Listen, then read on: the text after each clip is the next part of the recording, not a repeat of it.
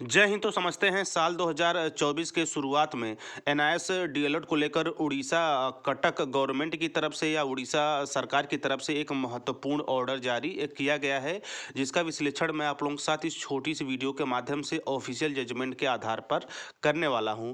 ऐसे में आप देख ही रहे होंगे कि जहां एक तरफ एनआईएस डीएलएड को इनवैलिड करार दिए जाने के बाद से पूरे भारत में 14 से 15 लाख शिक्षक परिवारों में हलचल मची हुई है।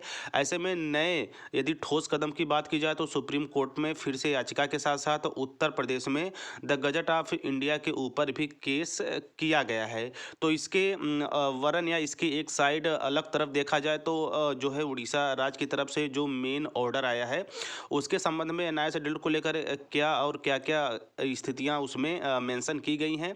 इसके साथ साथ ऑर्डर का आधार क्या है, सभी महत्वपूर्ण जो सभी महत्वपूर्ण पहलू हैं उसकी चर्चाएं मैं आप लोगों के साथ इस जो है वीडियो के माध्यम से करेंगे।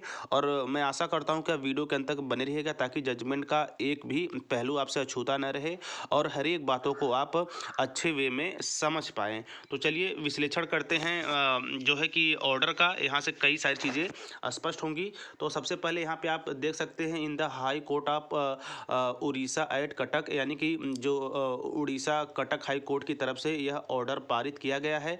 वहीं यदि बात की जाए पिटिशनर की, यानी कि तो मिस्टर डी होता है एडवोकेट, और यदि अपोजिट साइड के पिटिशनर की बात की जाए तो मिस्टर यस जीना AGA।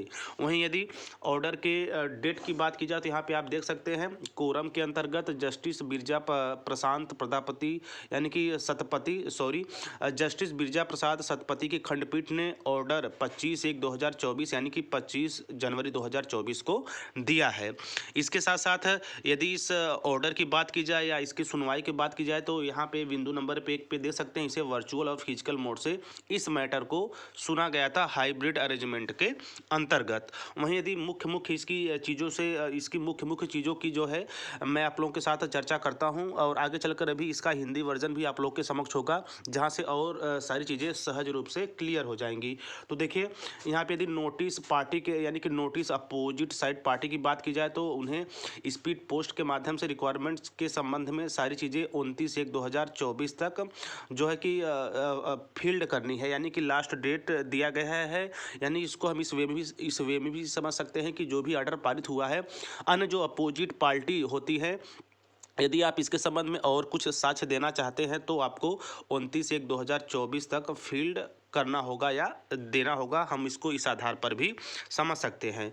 वहीं यदि आगे चलते हैं तो यहाँ पे देखिए आप देख सकते हैं in the high court of Orissa at Cuttack, और यहाँ पे कोड नंबर के अंतर्गत 319900 के अंतर्गत ये सारी चीज़ें मेंशन की गई है। बाकी यदि यहाँ पे आप देखेंगे तो यहाँ पे बात हो रही है कि जो है कि 20,000 जूनियर टीचर की वैकेंसी का इसमें बात है।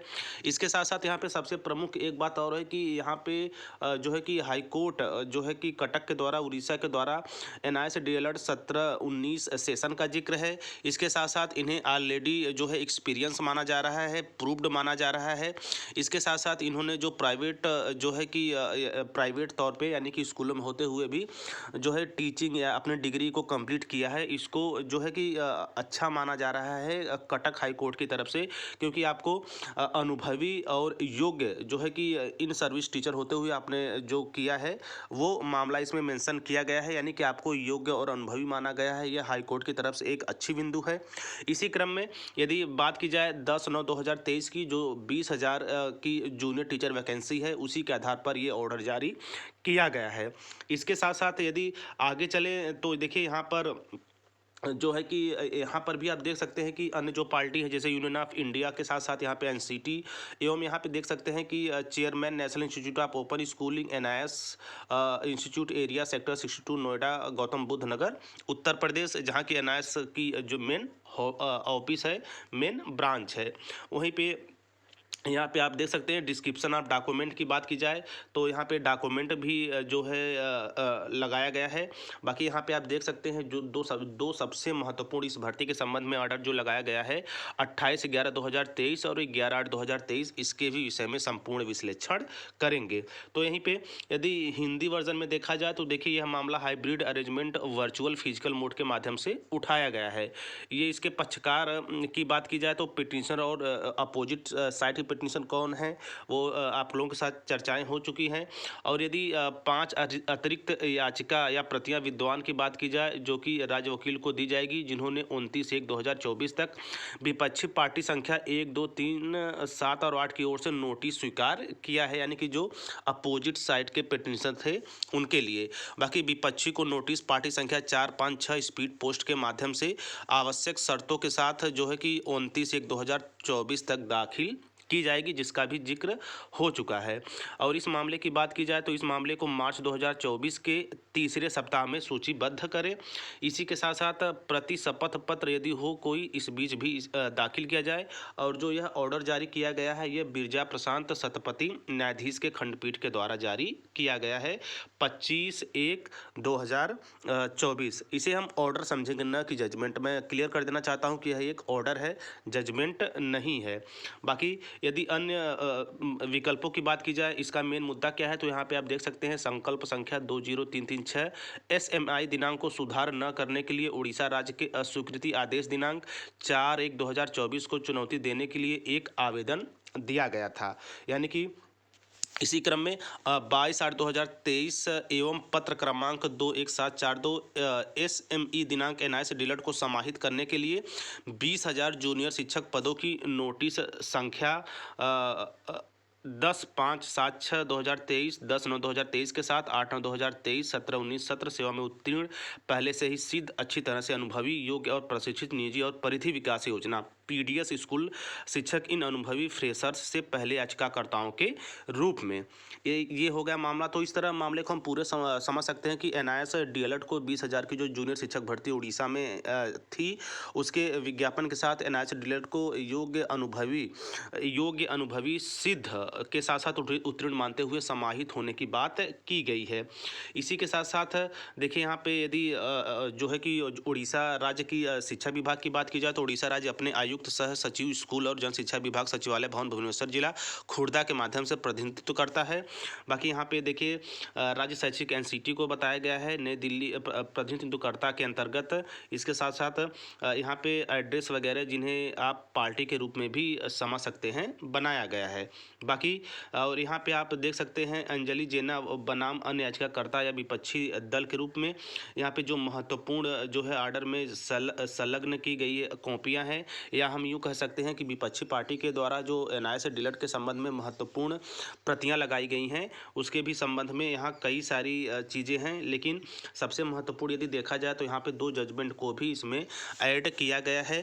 पहला जजमेंट आप देख सकते हैं 28/11/2023 को आया था। यह कोई नहीं भूल सकता। यह बीएड अभ्यर्थियों को जो 28 जून 2018 की अधिसूचना है उसे रद्द किए जाने के उपरांत 1 से 5 के लिए इनवैलिड करार दे दिया गया है सुप्रीम कोर्ट की तरफ से। वह भी इसमें प्रतियां लगाई गई हैं। इसी के साथ साथ 11/8/2023 को माननीय सर्वोच्च न्यायालय के फैसले की प्रति यानी कि 11/8/2023 जिसे हम NIS DLED इतिहास में एक काला जो है कि बिंदु मान सकते हैं, इसमें भी सुप्रीम कोर्ट के द्वारा NIS DLED को इन सर्विस के साथ साथ 18 मंथ का कोर्स कहते हुए शिक्षक भर्ती से इनवैलिड कर दिया गया है, यानी कि शिक्षक भर्ती के लिए वैलिड नहीं माना गया है। तो यह भी 2 प्रमुख जजमेंट इसके साथ ऐड किए गए हैं, प्रतियाँ ऐड की गई हैं। बाकी उड़ीसा राज्य का जो है कि आदेश जो है कि प्रति लगाई गई है, कई सारे डॉक्यूमेंट इसमें अनुलग्न किए गए हैं। तो इसके साथ साथ ये रहा एक ओवरऑल ऑर्डर के संबंध में। तो हम समझ सकते हैं शिक्षक भर्ती के संबंध में यह एक महत्वपूर्ण ऑर्डर दिया गया है जिसमें कई सारे पहलुओं को ऐड किया गया है। इसके साथ साथ NIS DLED का महत्वपूर्ण इसमें जिक्र है। एक तरफ जहाँ इन्हें योग्य अनुभवी व सिद्ध माना जा रहा है, वहीं दूसरी तरफ इनके जो है कि 11/8/2023 के सुप्रीम कोर्ट जजमेंट की कॉपियाँ भी लगाई जा रही है। तो बेसिकली पूरा मुद्दा शिक्षक भर्ती को लेकर है जो कि इस ऑर्डर में समाहित है। यहाँ पे एक और महत्वपूर्ण चीज़ ये भी है कि इसमें 29/1/2024 का जिक्र है। तो हम समझ सकते हैं कि जो है कि विपक्षी पार्टी के तौर पे स्वीकार नोटिस या प्रत्युत्तर के संबंध में 29/1/2024 तक भी महत्वपूर्ण निर्णय आ सकता है। तो चूँकि ये रहा एक जो है कि हाइब्रिड अरेंजमेंट मोड से उठाया गया, जो है कि उड़ीसा राज्य कटक हाई कोर्ट का एक महत्वपूर्ण ऑर्डर। तो मैं एक बार फिर से कहूँगा, ये एक ऑर्डर है और इस ऑर्डर के अंतर्गत क्या क्या चीज़ें मेंशन की गई है, किन्हें पार्टी बनाया गया है, विपक्षी पार्टी को क्या क्या नोटिस की गई है और कब तक आपको 29/1/2024 इसमें एक मुख्य डेट मेंशन की गई है। सारा जो है अनुमति है वो संलग्न करना है।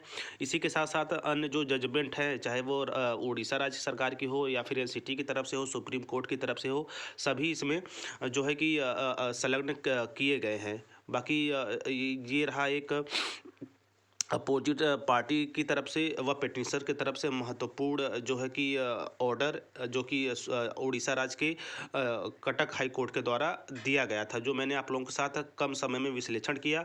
तो यह एक ऑर्डर है, इसके संबंध में संभवतः 29/1/2024 को महत्वपूर्ण फैसला लिया जाए, जैसा कि इसमें जिक्र किया गया है, यहाँ पे आप देख सकते हैं।